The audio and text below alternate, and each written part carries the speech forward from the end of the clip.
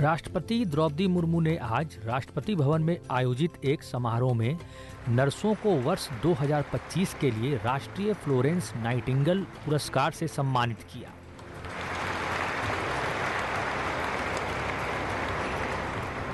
इस अवसर पर स्वास्थ्य और परिवार कल्याण मंत्री जगत प्रकाश नड्डा, राज्य मंत्री अनुप्रिया पटेल और प्रताप राव जाधव भी मौजूद रहे।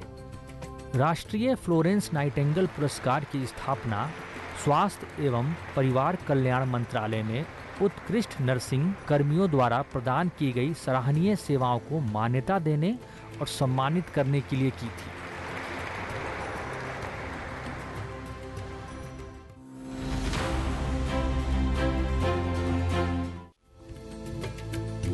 दो दिवसीय दौरे पर बिहार पहुंचे प्रधानमंत्री नरेंद्र मोदी ने विक्रमगंज से बिहार वासियों को 48,500 करोड़ की विकास योजनाओं की सौगात दी। इस मौके पर प्रधानमंत्री ने कहा कि जब सुरक्षा और शांति आती है तभी विकास के नए रास्ते खुलते हैं। आज मुझे इस पवित्र भूमि पर बिहार के विकास को नई गति देने का सौभाग्य मिला है। यहां करीब 50,000 करोड़ रुपए से ज्यादा की परियोजनाओं का लोकार्पण और शिलान्यास हुआ है। जब सुरक्षा और शांति आती है तभी विकास के नए रास्ते खुलते हैं। यहां नीतीश जी के नेतृत्व में जब जंगल राज वाली सरकार की विदाई हुई तो बिहार भी प्रगति के मार्ग पर आगे बढ़ने लगा। टूटे हाईवे, खराब रेलवे, गिनी चुनी फ्लाइट कनेक्टिविटी, वो दौर अब इतिहास बन चुका है, पीछे छूट रहा है। प्रधानमंत्री ने कहा कि हमारी सरकार बिहार के किसानों की आय बढ़ाने के लिए लगातार काम कर रही है। साथियों, जब राज्य में आधुनिक इंफ्रास्ट्रक्चर आता है तो सबसे ज्यादा लाभ गांव, गरीब किसान और छोटे उद्योगों को होता है, क्योंकि वो देश विदेश के बड़े बाजारों से जुड़ पाते हैं। प्रदेश में नया निवेश आता है तो नए अवसर बनते हैं। आप देखिए, पिछले साल हुई बिहार बिजनेस समिट में बड़ी संख्या में कंपनियां यहां निवेश के लिए आगे आई। जब राज्य में उद्योग आता है तो लोगों को मजदूरी के लिए पलायन नहीं करना पड़ता, किसानों को भी नए विकल्प मिलते हैं। यातायात की सुविधाएं सुधरने से उनकी उपज भी दूर दूर तक जा पाती है। भाइयों बहनों, हमारी सरकार बिहार के किसानों की आय बढ़ाने के लिए लगातार काम कर रही है। यहां 75 लाख से ज्यादा किसानों को पीएम किसान सम्मान निधि के तहत आर्थिक सहायता मिल रही है। हमारी सरकार ने मखाना बोर्ड की घोषणा की है। हमने बिहार के मखाना को जीआई टैग दिया। इससे मखाना किसानों को बहुत लाभ हुआ है। इस साल के बजट में हमने बिहार में फूड प्रोसेसिंग के लिए नेशनल इंस्टीट्यूट का भी ऐलान किया है। अभी 2-3 महीने पहले ही कैबिनेट ने 2-3 दिन पहले ही कैबिनेट ने खरीफ के मौसम के उसके लिए धान समेत 14 फसलों की एमएसपी को बढ़ाने को मंजूरी दी है। प्रधानमंत्री ने कहा कि जिन लोगों ने बिहार को सबसे ज्यादा ठगा जिनके दौर में बिहार के गरीब और वंचित तबके को बिहार छोड़कर जाना पड़ा, आज वही लोग सत्ता पाने के लिए सामाजिक न्याय का झूठ बोल रहे हैं। जिन लोगों ने बिहार को सबसे ज्यादा ठगा, जिनके दौर में बिहार के गरीब और वंचित तबके को बिहार छोड़कर जाना पड़ा, आज वही लोग सत्ता पाने के लिए सामाजिक न्याय का झूठ बोल रहे हैं। दशकों तक बिहार के दलित, पिछड़ों और आदिवासियों के पास शौचालय तक नहीं था। दशकों तक हमारे इन भाई बहनों के पास बैंक में खाता नहीं था। उन्होंने बैंकों में उनके लिए तो एंट्री बंद थी, दरवाजे तक भी घुसने नहीं दिया जाता था। दलित और पिछड़ा वर्ग के ही सबसे ज्यादा लोग झुग्गी झोपड़ी में जीवन गुजारा करते थे। उनके पास पक्का घर तक नहीं था, वे बेघर थे। करोड़ों लोगों के सर पर छत तक नहीं थी। मैं आपसे पूछता हूं, बिहार के लोगों की ये दुर्दशा, ये पीड़ा, ये तकलीफ, क्या ये कांग्रेस और आरजेडी का, क्या यही सामाजिक न्याय था? गरीबों को इस प्रकार से मजबूरी में जीने के लिए सारी नीतियां बनाने के आदी लोग। साथियों, इससे ज्यादा अन्याय कोई नहीं हो सकता है। कांग्रेस और आरजेडी वालों, इन्होंने कभी दलित, पिछड़ा की इतनी तकलीफों की चिंता तक नहीं की। ये लोग विदेशियों को बिहार की गरीबी दिखाने के लिए घुमाने लाते थे। अब जब दलित, वंचित और पिछड़ा समाज ने कांग्रेस को उसके पापों की वजह से छोड़ दिया है, तो इन्हें अपना अस्तित्व बचाने के लिए सामाजिक न्याय की बातें याद आ रही है। प्रधानमंत्री ने कहा कि ऑपरेशन सिंदूर में दुनिया ने हमारी बीएसएफ का भी अभूतपूर्व पराक्रम और अदम्य साहस देखा है। और मैं आज बिहार की धरती से फिर दोहराना चाहता हूं, ऑपरेशन सिंदूर में भारत की जो ताकत दुश्मन ने देखी है,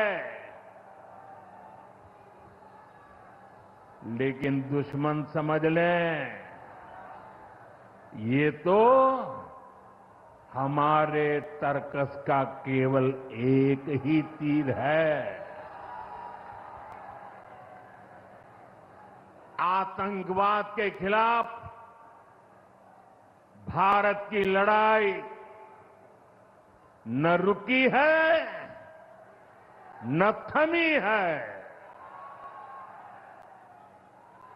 आतंक का फन अगर फिर उठेगा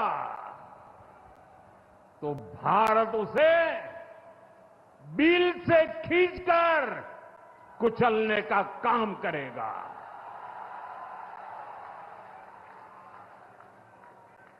साथियों, हमारी लड़ाई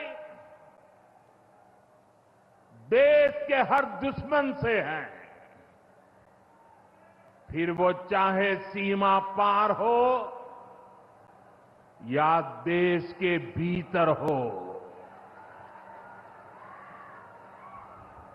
बीते वर्षों में हमने हिंसा और अशांति फैलाने वालों का कैसे खात्मा किया है, बिहार के लोग इसके साक्षी हैं। आप याद करिए, कुछ साल पहले तक सासाराम, कैमूर और आसपास के इन जिलों में क्या हालात थे, नक्सलवाद कैसे हावी था, मुंह पर नकाब लगाए, हाथों में बंदूक थामे नक्सली कब कहां सड़कों पर निकल आए, हर किसी को ये खौफ रहता था। सरकारी योजना आती थी पर नागरिकों तक पहुंचती ही नहीं थी। नक्सल प्रभावित गांव में न तो अस्पताल होता था, न मोबाइल टावर, कभी स्कूल जलाए जाते थे, कभी सड़क बनाने वालों को मार दिया जाता था।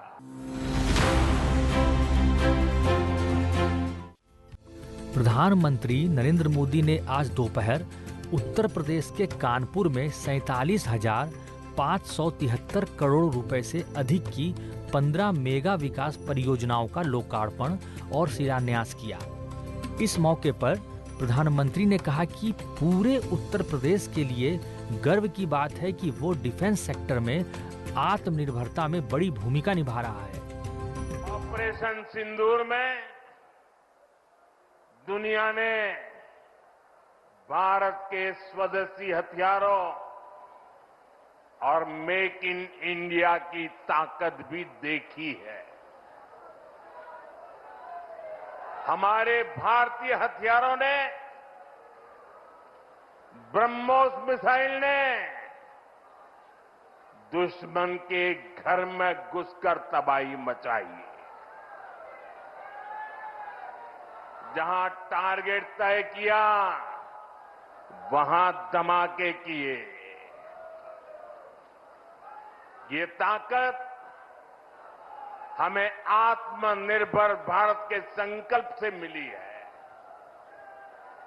एक समय था जब भारत अपनी सैन्य जरूरतों के लिए, अपनी रक्षा के लिए दूसरे देशों पर निर्भर था।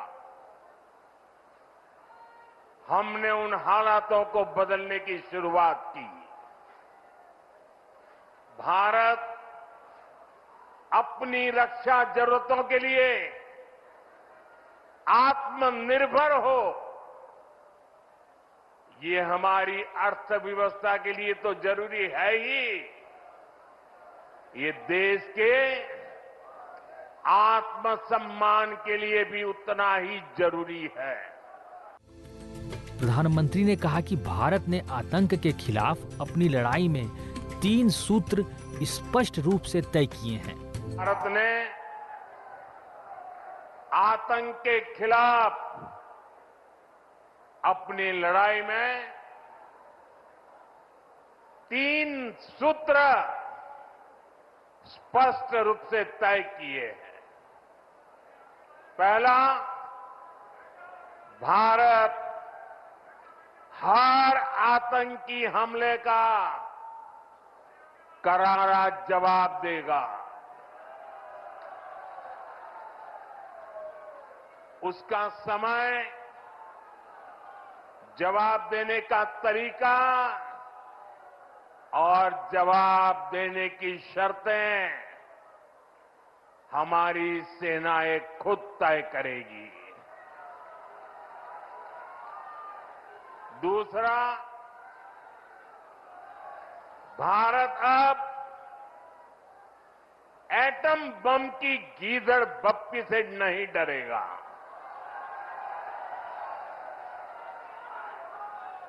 और न ही उसके आधार पर कोई फैसला लेगा। तीसरा, आतंक के आका और आतंकी सरपरस्त सरकार को भारत एक ही नजर से देखेगा। पाकिस्तान का स्टेट और नॉन स्टेट एक्टर ये अब खेल चलने वाला नहीं है। प्रधानमंत्री नरेंद्र मोदी ने कहा कि ऑपरेशन सिंदूर अभी खत्म नहीं हुआ है। सेना के शौर्य को बार बार सैल्यूट करता हूं। मैं फिर कहना चाहता हूं, ऑपरेशन सिंदूर के दौरान जो दुश्मन गिड़गिड़ा रहा था वो किसी धोखे में न रहे। ऑपरेशन सिंदूर अभी खत्म नहीं हुआ है।